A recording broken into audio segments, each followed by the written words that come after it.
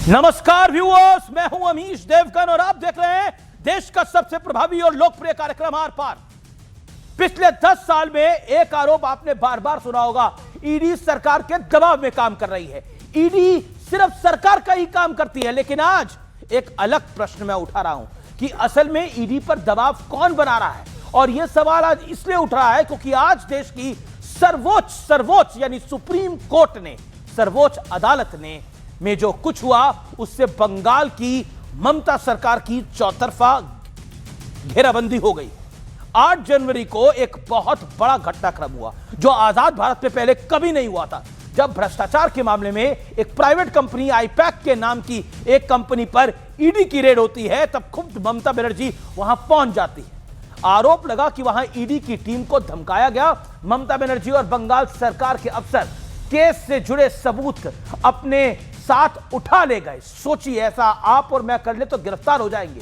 और इसके बाद ईडी के अधिकारियों के खिलाफ ही एफआईआर उल्टा दर्ज कर दी गई। लेकिन आज ऑनरेबल सुप्रीम कोर्ट में पहले ही दिन की सुनवाई में इस एफआईआर पर तुरंत तत्काल प्रभाव से रोक लगा दी गई है। इसके बाद कोर्ट ने ममता बनर्जी, बंगाल की डीजीपी और कोलकाता के पुलिस कमिश्नर के खिलाफ बाकायदा नोटिस जारी भी कर दिया है। और अब इस मामले की अगली सुनवाई 3 फरवरी को होनी है। लेकिन आज सबसे बड़ा सवाल यह है कि क्या ईडी के मामले में विपक्ष का हर दांव बार बार उल्टा पड़ा है। इसी पर होगी देश की सबसे बड़ी चर्चा।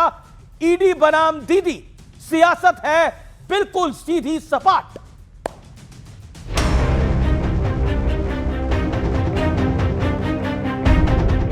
ममता बनर्जी और बंगाल सरकार को आज सुप्रीम कोर्ट से जोरदार झटका लगा।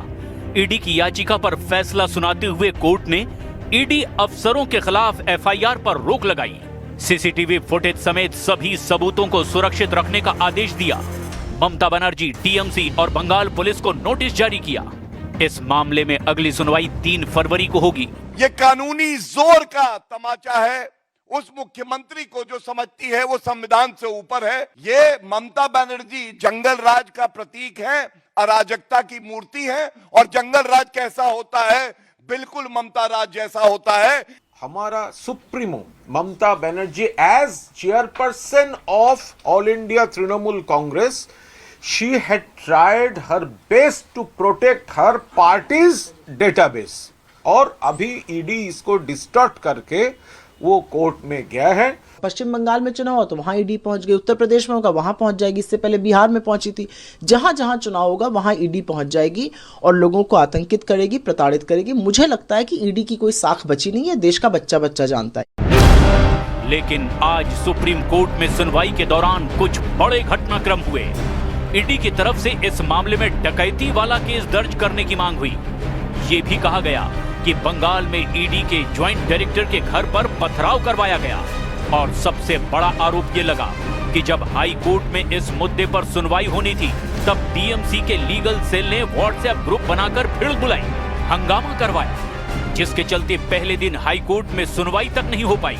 खुद ममता बनर्जी एज ए सीएम जिस प्रकार बिहेवियर कर रही हैं, लोकतंत्र में इसका कोई जगह नहीं है। हम तो बंगाल के लोग शर्मिंदा ही हैं। यहाँ बंगाल के लोगों की ऊपर से पानी बह रही है। लोग परिवर्तन करना चाहते हैं। भ्रष्टाचार के आरोप में 8 जनवरी को ममता बनर्जी के लिए पॉलिटिकल स्ट्रेटजी वाली आईपैक नाम की प्राइवेट कंपनी के खिलाफ ईडी की रेड हुई। तब खुद सीएम ममता बनर्जी वहां पहुंच गईं। साथ में बंगाल के डीजीपी भी थे। आरोप लगा कि बंगाल सरकार के अधिकारी ईडी की जांच से जुड़ी फाइल्स और लैपटॉप उठा कर ले गए। सबसे बड़ा सवाल ये है कि क्या वाकई टीएमसी कोई बड़ा राज छिपा रही है, जिसके चलते ये बड़ा सियासी बखेड़ा खड़ा किया गया। आज इसी पर होगी देश की सबसे बड़ी बहस। ईडी वर्सेस दीदी, सियासत सीधी। और अब वक्त है आर पार के सुप्रसिद्ध विश्लेषण का, ये नजर डाल लेते हैं। लेकिन कुछ देर में हमारे पास बीएमसी चुनावों का एग्जिट पोल भी सामने आएगा। लेकिन भरी अदालत में ममता सरकार की फजीयत का विश्लेषण। कपिल सिब्बल, बंगाल सरकार के वकील, आईपैक डायरेक्टर प्रतीक जैन के लैपटॉप में चुनाव से जुड़ी सारी जानकारी थी, जिसे ईडी जब्त करना चाहती थी। सुप्रीम कोर्ट, आपका दावा गलत है। अगर ईडी का इरादा कुछ जब्त करने का होता तो वे जब्त करके ले जाते, लेकिन कुछ भी जब्त नहीं किया गया है। कपिल सिब्बल, चुनावों के समय अचानक कार्रवाई क्यों? पश्चिम बंगाल में चुनाव का जिम्मा आईपैक के पास है।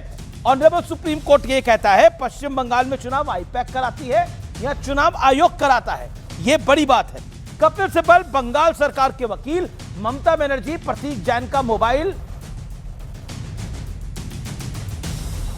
ममता बनर्जी प्रतीक जैन का मोबाइल और लैपटॉप लेकर गई थी क्योंकि उसमें पार्टी से जुड़ी जानकारियां थी। This point to be noted viewers, point to be noted. आगे ऑनरेबल सुप्रीम कोर्ट क्या कहता है? आपकी बातों में विरोधाभास है। एक तरफ आप कहते हैं कि ईडी पार्टी से जुड़ी जानकारी जुटाने आई थी, दूसरी तरफ आप कह रहे हैं कि इस सामान को ईडी ने टच ही नहीं किया और ममता बनर्जी बकायदा लेके चली गई। अब आता हूं मैं आगे, सुप्रीम कोर्ट में ईडी की दलील क्या थी? सबूत छीने गए, डकैती का केस दर्ज होना चाहिए। ममता बनर्जी ने राज्य के डीजीपी राजीव कुमार की मौजूदगी में चोरी की।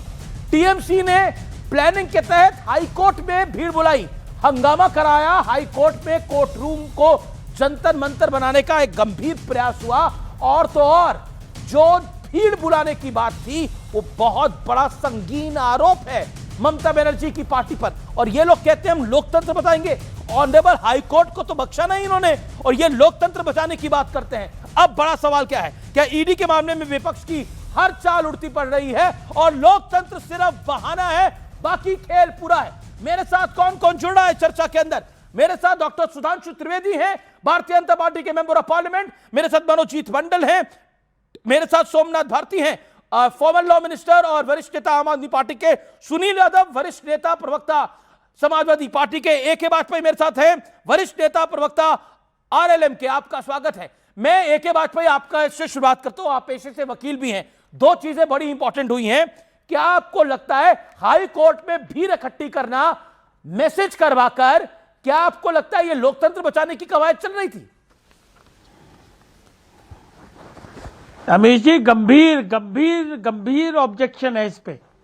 रूल ऑफ द लॉ अगर काम नहीं करेगा, सुप्रीम कोर्ट काम नहीं करने दोगे, हाई कोर्ट को काम नहीं करने दोगे, तो ये संविधान का मजाक उड़ा रहे हो। और आप संवैधानिक पद पे बैठे हैं, मुख्यमंत्री बनने से पहले अपने संविधान की कस्में खाएंगे। ये अधिकार आपको किसने दे दिया? क्या आप जो सरकारी एजेंसियों के अफसर के काम में बाधा डालेंगे? अगर रेड डाली जा रही है आप उसको चैलेंज कर सकते हैं। अगर कोई रिकॉर्ड लिया जा रहा है आप उसकी कॉपियां बकायदा उनसे मांग सकते हैं। मतलब हमें नहीं समझ आ रहा कि फेडरल स्ट्रक्चर अगर इस संविधान की देन है तो उस पे इस तरह का धब्बा ममता बनर्जी जानबूझ के क्यों लगाएंगी? और जो ये कह रही है ना कि बीजेपी की एजेंसी काम कर रही है, माफ करना, पिछले कुछ सालों में 1,55,000 करोड़ रुपए की प्रॉपर्टियां ईडी ने अटैच की हैं। माफ करना, 5,000 रुपए नगद रिकवर किया ईडी ने।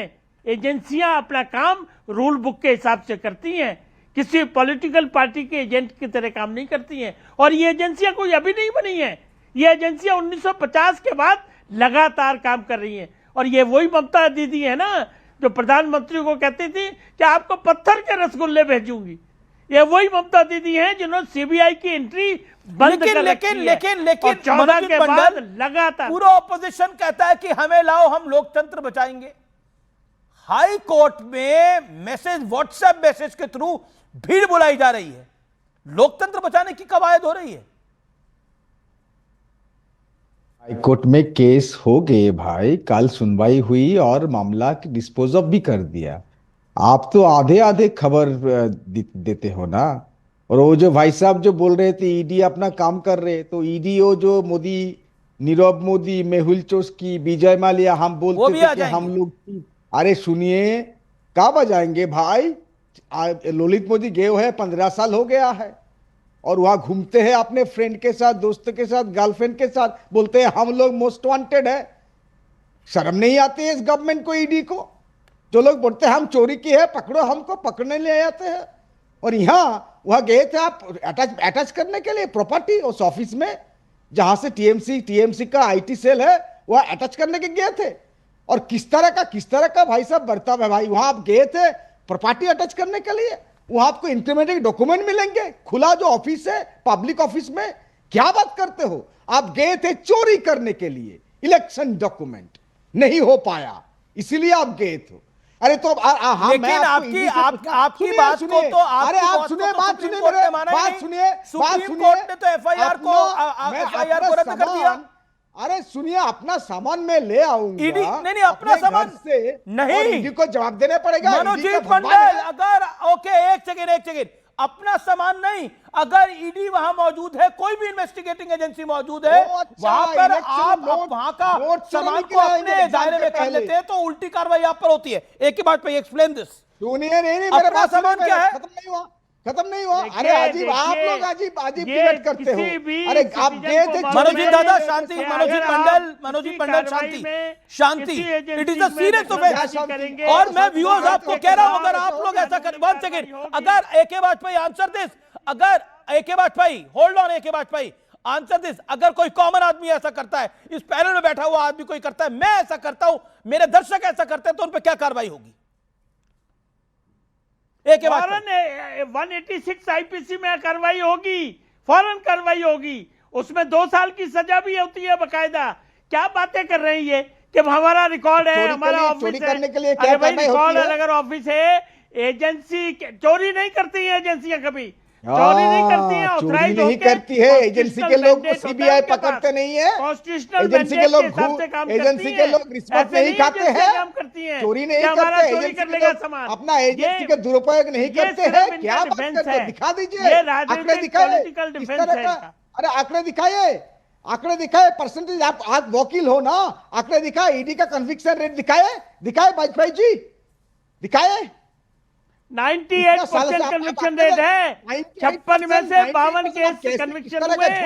Okay, Sudhanshu Trivedi, okay hold on, okay all audio down. Sudhanshu Trivedi, विपक्ष कहता है हमें लाओ, हम लोकतंत्र बचाएंगे। विपक्ष की एक बड़ी पार्टी की सरकार है पश्चिम बंगाल के अंदर, लोकतंत्र बचाने की कवायद हो रही थी वहां पर। जिस तरह से ईडी से सामान लेकर, या फिर जहां ईडी थी उन प्रीमिसेस से सामान लेकर जाया गया, क्या लोकतंत्र बचाया जा रहा था? और आज तो ईडी ने बड़ी बात बोली, बकायदा व्हाट्सएप से मैसेज गए, हाईकोर्ट पे पहुंचिए।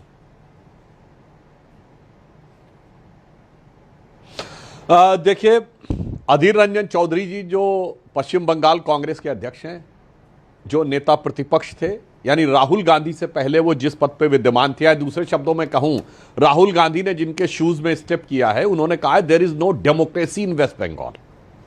और कांग्रेस कहती है कि we can not think of India alliance without Mamata Banerjee ji to save the democracy in India. अपने आप में ये अंतर्विरोध ये बताने के लिए पर्याप्त है कि अपने कार्यकर्ताओं की प्रताड़ना और हत्या की कीमत पर भी कांग्रेस किस ढंग से राजनीति करने को तैयार है।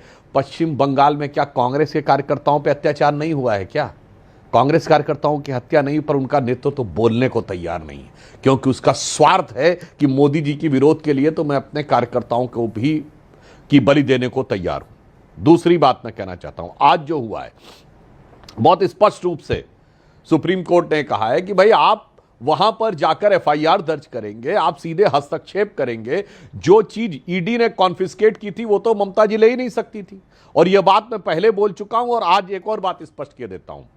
देखिए, जो कुछ लेकिन ऑपोजिशन कहता है कि ईडी बीजेपी का टट्टू है, ये कोट अनकोट सोमनाथ भारती कह चुके हैं। मैं इसी बिंदु पे आ रहा हूं। वो देखिए, वो उनकी मजबूरी है, वो बार बार बोलते रहेंगे। मैं ये बात पहले भी बोल चुका हूं, मैं पुनः बोल देना चाहता हूं। अमीश जी, वो विषयांतर हो जाएगा, मैं फिर बोल देना चाहता हूं। 2014 से पहले की 5 लोकसभाओं में से कोई एक लोकसभा दिखा दें जब विपक्ष के नेताओं ने कोर्ट के आदेश पे, सरकार के द्वारा नहीं, जांच एजेंसियों के चक्कर न काटे हों और सीबीआई और कोर्ट कचहरी के चक्कर भ्रष्टाचार के आरोपों में न काटे हों। मैं पुनः याद दिला देना चाहता हूं, सोनिया जी और राहुल जी के ऊपर केस दर्ज हुआ, नेशनल हेराल्ड केस, अक्टूबर 2013 में हमारी सरकार नहीं थी।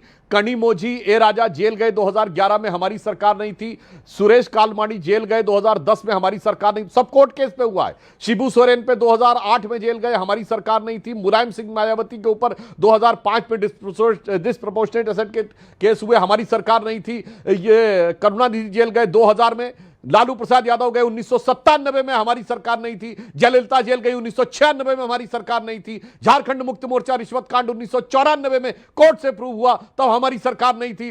राजीव गांधी के ऊपर आरोप लगे 1987 में और उनके ऊपर एफआईआर दर्ज हुई 1990 में, भाई साहब हमारी सरकार नहीं थी राजीव गांधी पर जिस समय भ्रष्टाचार का आरोप लगा। ये तो इनका चरित्र है, सदा सर्वदा से भ्रष्टाचार में आकंठ डूबे हुए लोग, जिनकी सरकारों के द्वारा निर्लजता पूर्वक बचाने पर भी कोर्ट के निर्देश पे जिन पे कार्रवाइयां हुई, वो लोग आज कहते हैं कि साहब हमारे ऊपर कार्रवाई हो रही है। भाई साहब जो हिस्ट्री शीटर होता है कार्रवाई उसी पे होती है, सामान्य व्यक्ति पे नहीं होती। और मैं आज इस बात जवाब दे देना चाहता हूं, एक वाक्य और पूरा कर दूं। ममता जी ने जो किया है उससे साबित हो गया कि ममता जी की स्ट्रेटजी बनाने का काम न पार्टी के नेता करते हैं, न कार्यकर्ता करते हैं, एक प्राइवेट एजेंसी करती है। मतलब ममता जी को अपने पार्टी के नेतृत्व और कार्यकर्ता पे भरोसा नहीं। अब आइए साहब, अगर ममता जी को लग रहा था आईपैक के दफ्तर में कुछ है तो पुलिस भेज के काम चल सकता था। ओके पर उन्हें लगा पता नहीं पुलिस मेरा काम कर पाए ना कर पाए। नहीं अभी एक मिनट नहीं अमीश जी, मैं इसीलिए कह रहा था वो आप मुझे अकारण उस विषय पे ले गए ईडी वाले पे, मैं ये लाइन पूरी कर दूं, फिर आप उसके बाद चाहे मुझे मौका मत दीजिएगा।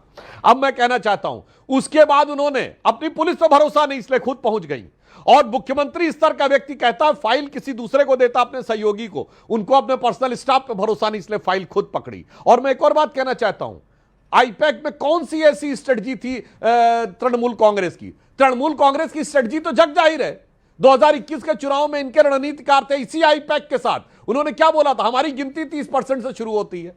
अरे भाई आपकी पूरी तरीके से कट्टरपंथी अल्पसंख्यकवादी नीति, घुसपैठिया पर आश्रित नीति है। इसमें तो खुली किताब है, इसमें कुछ जानने की जरूरत ही नहीं है।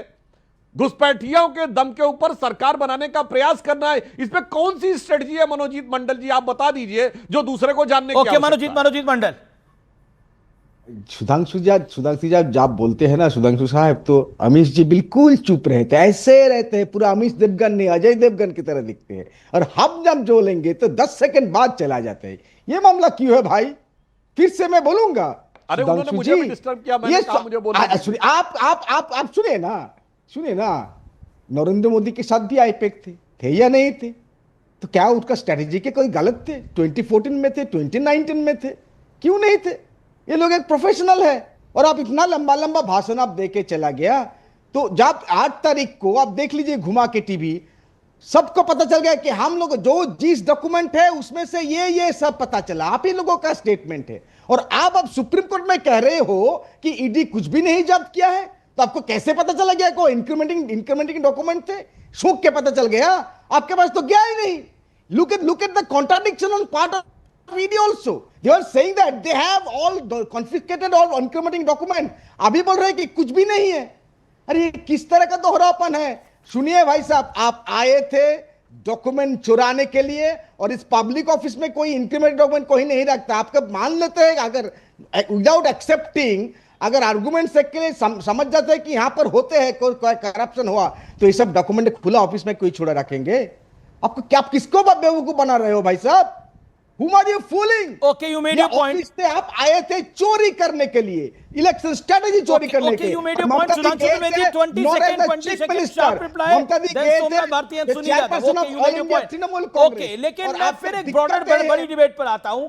आज ऑनरेबल सुप्रीम कोर्ट में जो कुछ हुआ है वो हमारे सामने है, और लेकिन मैं कहता हूं कि लोकतंत्र की दुहाई दी जाती है, लेकिन क्या आपको लगता है कि हाई कोर्ट में जो भीड़ बुला रहे हैं लोकतंत्र मेंटेन हो पाएगा? ये लोकतंत्र मेंटेन करने की बात है। सुधांशु त्रिवेदी, देखिए यहां पे राजनीतिक वाद विवाद से परे जाके एक बहुत गंभीर बात है। इंडी गठबंधन के कारण यह देश का संविधान खतरे में है।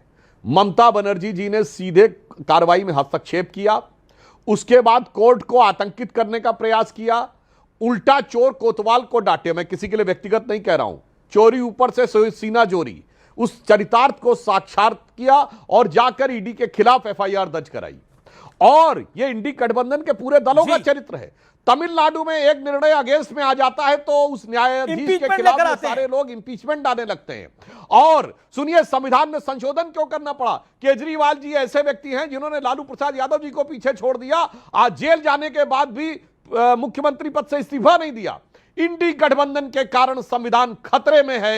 यह तमिलनाडु में भी सुनील दिख यादव, रहा है, सुनील दिल्ली में यादव, दिखा और पश्चिम बंगाल में उसी एक की जज पराकाष्ठा दिया हुई। जलाने को लेकर फैसला दे देता है तो उसके खिलाफ इंपीचमेंट मोशन लेके आ जाता है। बकायदा विपक्ष के 100 से ज्यादा सांसद उस पर साइन करते हैं।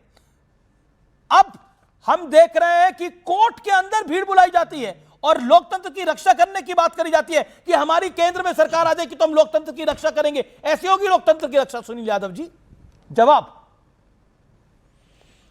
देखिए अमीश भाई, लोकतंत्र की रक्षा तो करना है हमको, आपको, सबको मिलके करना ऐसे है। होगी कि हमारी आपकी और इस देश की सबसे खूबसूरत बात यही है कि हमारा आपके देश का लोकतंत्र बहुत खूबसूरत है।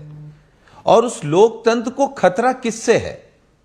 देखिए, हम ये नहीं कह रहे हैं कि ईडी के खिलाफ किसी को सार्वजनिक चला जाना चाहिए या सीबीआई के खिलाफ आप चले जाइए, लेकिन एक बात बहुत भरोसे के साथ जरूर कहेंगे कि अगर बीजेपी के लिए ईडी और सीबीआई काम करने लगेगी तो मैं जिम्मेदारी के साथ कह रहा हूं, जो भी विपक्ष होगा, जिस भी राज्य में होगा, बीजेपी के साथ साथ उसको उनसे भी लड़ना पड़ेगा, तो उसके लिए विपक्ष को तैयार रहना चाहिए। सुनील यादव जी, मेरा बड़ा प्रश्न क्या है, अगर हाई कोर्ट का जज दिया जलाने का निर्णय देता है तो उसके खिलाफ इंपीचमेंट का मोशन लेके आया जाता है और विपक्ष के 100 से ज्यादा सांसद साइन करते हैं।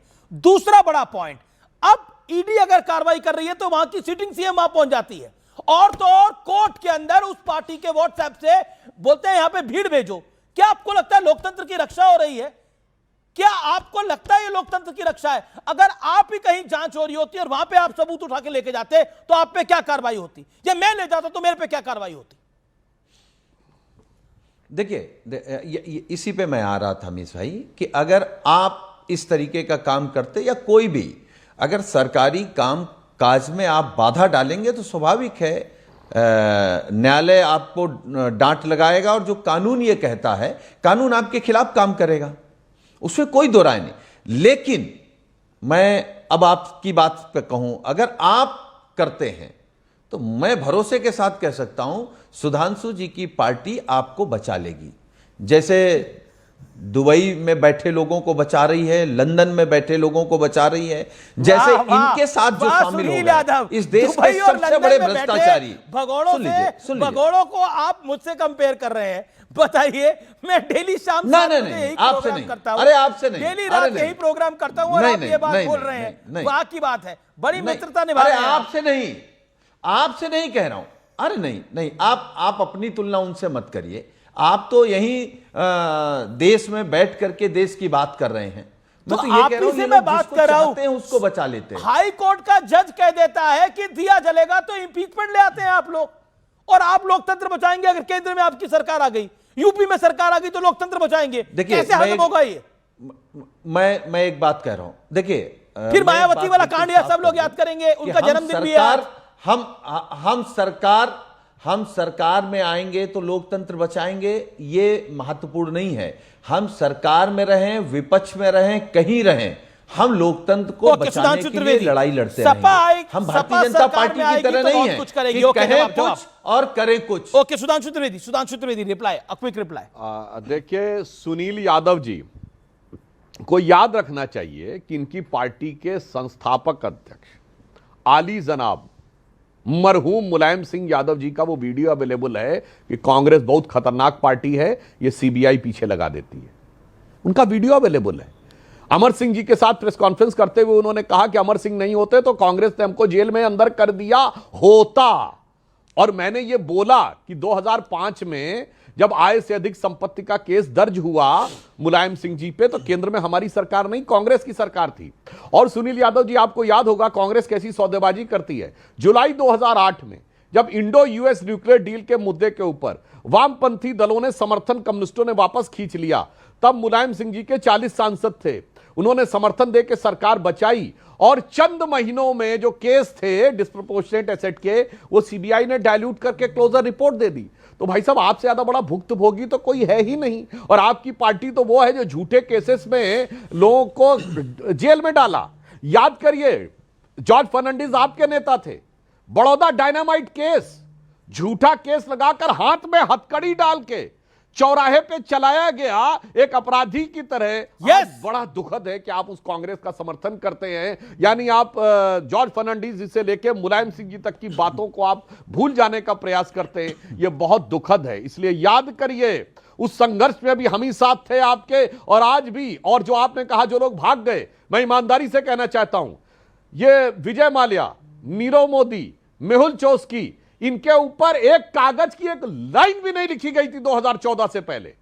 हमने केस दर्ज किया, फिर हमने क्या किया, फिग्यूटर अफेंडर बिल लाए कि अगर कोई विदेश में भाग जाएगा तो भारत में उसकी संपत्ति जब्त की जाएगी, और 2000 करोड़ की इनकी संपत्ति जब्त की है। हमने जाके केस लड़े लंदन में, और कईयों के खिलाफ जजमेंट कराए, और वो एक टेक्निकल प्रक्रिया जिससे वापस नहीं आ रहे हैं। मैं विनम्रता और चुनौती से कहता हूं, 2014 से पहले की एक लाइन इनके खिलाफ लिख के दी। Okay, Sunil Yadav reply. कार्रवाई हमने की, संविधान में संशोधन हमने किया, और जेल से में डालकर उन्हें लाने की व्यवस्था हम ही सुनिश्चित करेंगे। ओके, सुनील अब सुधांशु भाई रुक जाइए। जी देखिए, एक तो सुधांशु भाई ने जो बात कही है, मैं उसको भूला नहीं हूं, और मैं आपके कार्यक्रम में अमीश भाई कह रहा हूं कि हमारे नेता लगातार इस बात को, नेताजी भी कहते रहे हैं, हमारे राष्ट्रीय अध्यक्ष भी कहते हैं कि कांग्रेस ने सीबीआई का इस्तेमाल किया है अपने लोगों के खिलाफ, अपने विरोधियों के खिलाफ। लेकिन हम आपके ही कार्यक्रम में कह रहे हैं,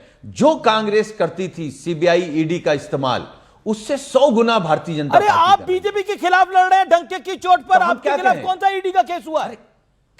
आपके खिलाफ कौन सा सीबीआई का केस हुआ है? सुनील यादव, आपकी पार्टी के नेता के खिलाफ नाम लीजिए, आप बताइए। आप अगर केस हुआ है तो अजय बताइए, ईडी और सीबीआई के लिए भी तो कोई ना कोई उपाय होना चाहिए ना, रास्ता होना चाहिए ना। अरे भाई, जब हमारे नेता ने शानदार काम किया, कहीं कुछ है ही नहीं है, तो आप क्या करेंगे? तो एग्जैक्टली किस बात के FIR करेंगे? तो होगा जो आपने किस बात की जांच करेंगे? आपने खुद ही माना अभी। Okay, Sudhanshu Trivedi, make your point. आपने खुद ही माना, कुछ तो होगा ना कि टीम में कांग्रेस, ममता, केजरीवाल, कुछ तो होगा। ओके, सुनील भाई, सुनील जी, देखिए, आपने कहा, मैं विनम्रता से कह रहा हूं, लाखों दर्शक जो देख रहे हैं, मोदी तेरी कब्र खुदेगी, मर जा मोदी, और मौत के प्रकार, और मोदी की बोटी बोटी काट डालना कहने वालों पे कितनों पे केस दर्ज हुआ? भाई साहब, रेड भाजपा ईडी सीबीआई ने नहीं की, रेड कांग्रेस ने कर दी। ये मोदी की बोटी बोटी काट डालूंगा किसने बोला था? इमरान मसूद ने 2014 में। वो कांग्रेस के नेता नहीं थे भाई साहब, आपकी पार्टी के नेता थे। कांग्रेस ने रेड कर दी, उन्हें अपनी पार्टी में ले गई, यूपी का उपाध्यक्ष बनाया और सांसद बना दिया। भैया, हमने कोई कार्रवाई नहीं की, कार्रवाई कांग्रेस ने आपके ऊपर कर दी, स्ट्राइक। इसलिए ईमानदारी से हकीकत में मानिए, आपने आंशिक सत्य स्वीकार किया, सही है, सीबीआई का दुरुपयोग किया कांग्रेस ने, भारतीय जनता पार्टी। और एक और बात कहता हूं, हमारे खिलाफ जब दुरुपयोग हुआ, हम कोर्ट से भी जीते, सारे केसेस अमित शाह जी के खिलाफ खारिज हुए, और कोर्ट ने कहा ये राजनीति से प्रेरित थे, और चुनाव भी जीते। आज विपक्षी न कोर्ट से जीत पा रहे हैं, न चुनाव जीत पा रहे हैं। यह दर्शा रहा है कि वो राजनीतिक धरातल पर भी फेल हैं, संवैधानिक धरातल पर भी फेल हैं। हम दोनों धरातल के ऊपर उन सारे षड्यंत्रों का प्रतिकार करते हुए मैं सोमनाथ भारती को लेकर आता हूं। सोमनाथ भारती, आप कहते हैं ईडी बीजेपी का टट्टू है, यही कहते हैं, लेकिन आप इन्हीं लोगों पे आरोप लगाते थे, इन्हीं लालू यादव पे आरोप लगाते थे, इन्हीं अखिलेश यादव पे आरोप लगाते थे, इन्हीं ममता दीदी पे आरोप लगाते थे, इन्हीं कपिल सिब्बल पे आरोप लगाते थे। याद करिए अपना 2012-13 का दौर, 2011-12-13 का दौर ऐसा है अमीश जी। सबसे पहले तो मैं आप कहते थे एक दिन ईडी सीबीआई हमें दे दो, हम बताएंगे कार्रवाई कैसे होती है। इन्हीं शरद और पवार पर आप आरोप लगाते थे, लेकिन अब आप इनके जैसे हो गए, और जनता ने आपका हाल भी वैसे ही कर दिया जैसे इनका करा है। दिल्ली से आपको हरा कर भेजा। देखिए, आधी बैटिंग तो आप इनके बिहाफ पे कर देते हैं। मैं बैटिंग नहीं, फैक्ट बोल रहा हूं। लेकिन एक बात से मैं राजी हूं सुधांशु जी से। ना सोमनाथ भारती जी, अरे मैं अपनी वरिष्ठ आदमी है, वकील है, फॉर्मल लॉ मिनिस्टर है। अगर मैंने फैक्ट के अलावा कोई बात करी हो तो मुझे बताइए। 2011-12-13 में केजरीवाल जी, आप वो जन लोकपाल की टोपी लगाकर नहीं बोलते थे? नहीं बोलते थे। शरद पवार क्या करता है, वो आप क्या बोलते थे, वो शब्द में नहीं भी बोल रहा। अरे हमने बहुत कुछ बोला भाई, तब से सोनिया गांधी की जांच होनी चाहिए, राहुल गांधी की जांच होनी चाहिए, रॉबर्ट वाड्रा की जांच होनी चाहिए, मुलायम सिंह यादव, अखिलेश यादव की जांच होनी चाहिए। अरे सुनिए ना, ये सब आप बोलते थे। लालू यादव की जांच होनी चाहिए। अब इनके साथ ऐसा हाथ है, में हाथ अब मिला सुन के आप तो बैठते लीजिए हैं, महाराज। ये आप बोलते थे, अरे मुझे मैंने बोलने नहीं को बोला बोल रहे है। हो क्यों? और जनता ने आपका अभी हाल बोल करा है लीजिए। ऐसा, अभी आपने भी इनके जैसा बने, जनता ने आपका हाल कर दिया। इसमें चाहे अगर फैक्ट के इधर कोई बात है तो सोमनाथ भाई आप बता दीजिए मुझे, मैं तो जनता की बैटिंग कर रहा हूं। बात तो ये बता दूं, नहीं बता दूं पहले ये बात अमीर जी, चूंकि आप बहुत बहुत ऊर्जावान हैं। ऐसा है कि देखिए, एक लाइन में बता दूंगा कि ये दिल्ली का चुनाव कैसे जीते। आज मैं आपको चैलेंज करता हूं, मेरे साथ चल पड़े दिल्ली के सड़कों पे और पूछ लें 10 आदमी से, अगर आज केजरीवाल को 9 आदमी याद ना कर रहे हो तो मेरा नाम बदल लीजिएगा। नंबर 2, अरविंद केजरीवाल जी के विधानसभा में जब मैं लोकसभा लड़ा तब वोटर की संख्या थी 1,48,000, 42,000 वोटर कार्ड दिए 9 महीने में, ये आप और कई नया बार बोल 1,02,000 चुके हैं सोमनाथ भारती, लेकिन मुश्किल क्या हो आपकी रहा लाइन और है? लेंथ भी तो बदल गई ना। मुश्किल क्या हो रहा है? आपने भी देखिए, शीश महल बनवा यही कहा लिया, था कांग्रेस हमने कि के आप साथ बोलने नहीं समझौता देंगे कर लिया। आप बोलने नहीं देंगे मुझे। मैं तो बोलने दे रहा हूं आप पूरी बोलने बात। देंगे मुझे। आपकी लाइन और लेंथ बदल गई, उसी आप चाहते उसी नहीं। शरद पवार के साथ, देखिए, उसी कांग्रेस के साथ आप अरे हाथ मैं में हाथ हाथ डालते डाला हुए हूं दिखे, महाराज। उसी लालू यादव के साथ दिखे, तो बोलने क्या तो दो करिएगा? पहले।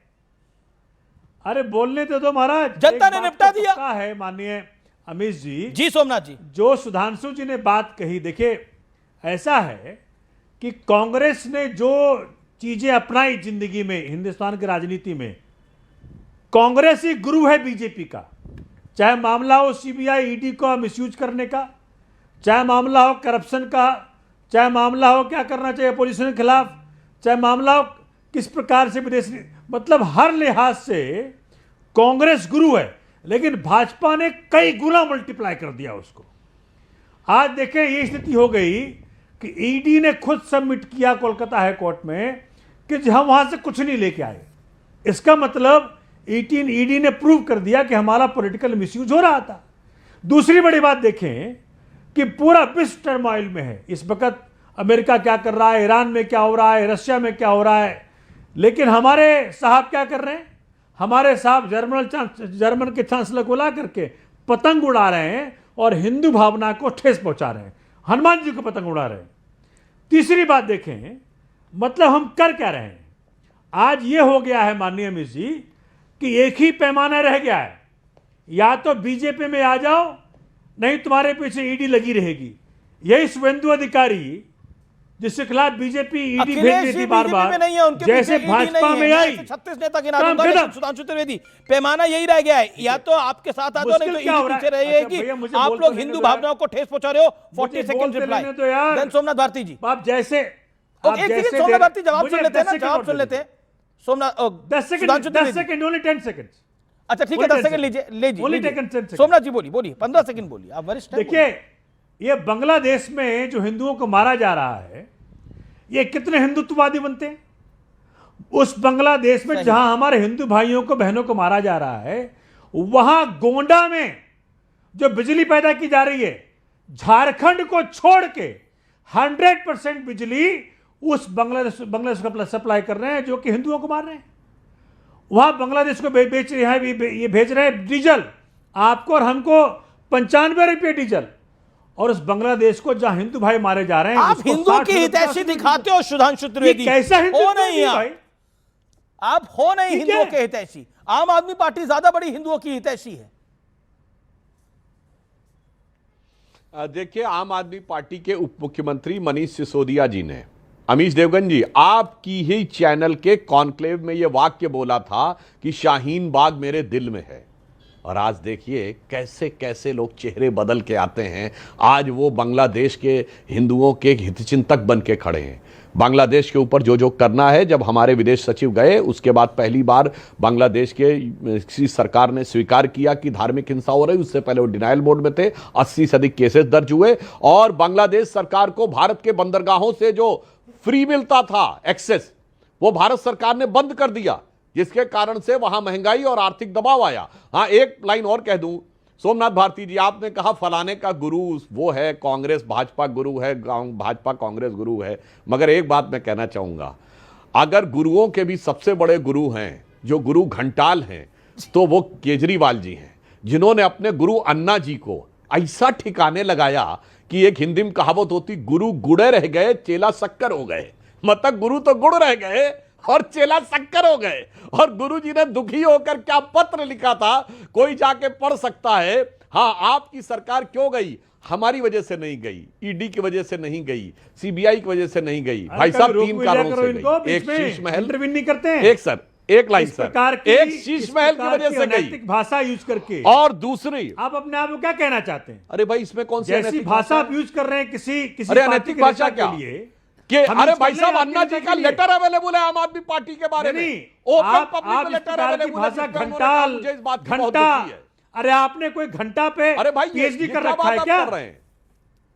नहीं, कैलाश विजयवर्गीय ये घंटा बोल रहे हैं। बहुत सामान्य शब्द है। अटल जी ने भी घंटा चुनाव के लिए यूज किया था। मत बोला करो। अरे भाई सोमनाथ, नहीं, आप इस प्रकार की भाषा का उपयोग कर रहे हैं सुधांशु जी, आपसे उम्मीद नहीं थी। अरे भाई साहब ये कोई खराब भाषा नहीं है। मेरी भाई बात को कमी हो गई, बीच में डिस्टर्ब मत करिए।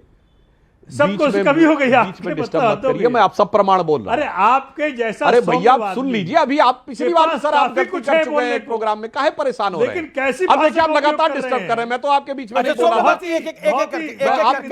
था। प्लीज एक एक करके अब भैया आप रिपीट कर रहे हैं सर आपका टेस्ट रिकॉर्ड। अच्छा अब मैं बता रहा हूं, चांस दूंगा ना अपनी बात सुनिए। आप मुझे रोकते हो, आप सुधांशु जी आप अपनी बात को रखिए। सोमनाथ भारती का हम वो कह रहे हैं कि आपको घंटा शब्द का इस्तेमाल नहीं करना चाहिए था और घंटा शब्द नहीं बोला गया है, घंटाल बोला गया है। गुरु घंटाल, सोमनाथ भारती जी, सुधांशु त्रिवेदी, गुरु घंटाल शब्द हिंदी साहित्य में बहुत सामान्य शब्द है, इसमें कोई नेगेटिव नहीं है।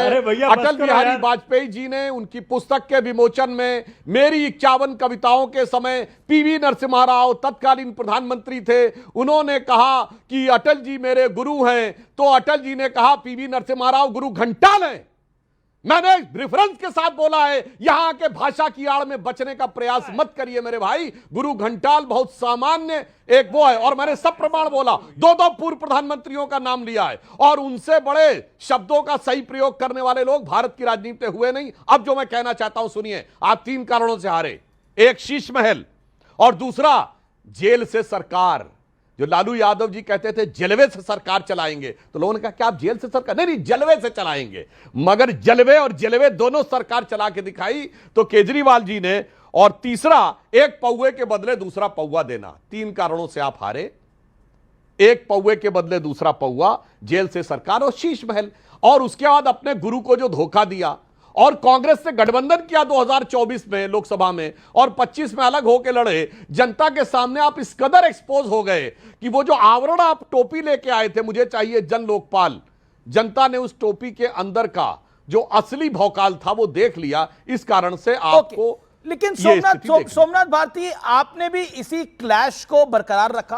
आपने बोला ईडी की कार्रवाई गलत है, ईडी की कार्रवाई गलत है, ईडी की कार्रवाई बार बार गलत है, लेकिन कोर्ट ने ऐसा बिल्कुल नहीं कहा कि ईडी की कार्रवाई गलत है। Amit ji, point number two, आपने बोला शीश महल नहीं है, शीश महल नहीं है, शीश महल नहीं है। जनता की अदालत ने उस पॉइंट को भी रिजेक्ट करा। अब स्वाति मालीवाल तो और भी दावे कर रही है कि दूसरा शीश महल चंडीगढ़ में बन गया, वो विषय मेरा नहीं है फिलहाल। लेकिन क्या आपको लगता नहीं है कि ईडी से लड़ते लड़ते, बीजेपी से लड़ते लड़ते आप ईडी से लड़ने लग गए? सबसे पहली बात ये बता दूं, किस व्यक्ति ने गुरु को धोखा दिया यहां सब जानते हैं। माननीय अडवाणी जी रोज रोते होंगे, भाई किसको हमने आगे बढ़ाया, कैसे धोखा दे दिया मोदी जी ने उनको। अडवाणी जी 90 साल के थे, भाजपा जानते, 90 साल के हो चुके। दूसरी बात, अरे सुन लीजिए, अरे भाई मुझे बोलने की नहीं देते आप, चक्कर क्या है? Why do intervene every time? Why do intervene every time? अच्छा बोलिए please permit me to speak.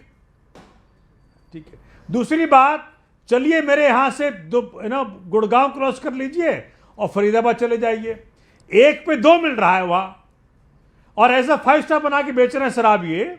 और दिल्ली में आकर के इन्होंने शराब की पीने की उम्र कम करने का प्रयत्न किया है। मुश्किल क्या है, इनकी गलतियों को आप दिखाना नहीं चाहते। तीसरी बात, आज इलेक्शन कमीशन अपने पे आ जाए, इनको ये एक चुनाव ना जीत सकते हैं। एक ही व्यक्ति है हिंदुस्तान की राजनीति में जिसने का काम किया है तो वोट दो, नहीं किया तो वोट मत दो।